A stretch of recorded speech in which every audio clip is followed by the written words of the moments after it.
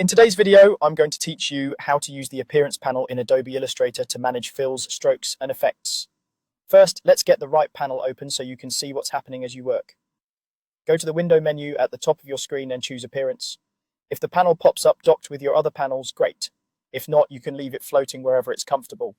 The Appearance panel is context-aware, which means it updates based on what you have selected, so the next step is to select an object on your artboard. This can be a shape, a piece of text, or even a grouped set of objects.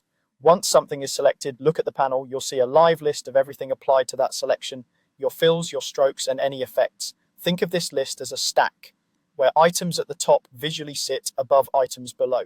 This stack determines how your artwork looks, and you can adjust that order at any time.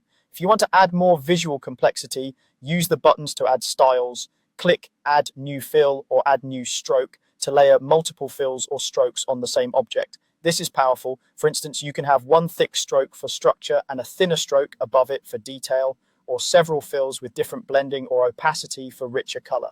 To push things further, click Add New Effect and choose from options like Drop Shadow, Warp, or Blur.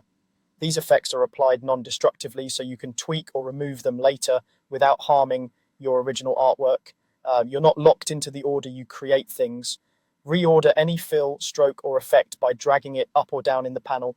Moving a fill above another changes which one is visible on top, and the same idea applies to strokes and effects.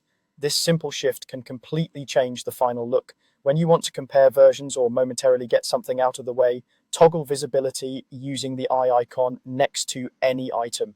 This is perfect for A/B testing styles without deleting anything. If you decide you no longer need a particular fill, stroke, or effect, remove it by dragging it to the trash icon at the bottom of the panel. If you change your mind, remember you can always undo. That's the core workflow. Open the Appearance panel, select your object, review what's applied, add fills, strokes, or effects, adjust their order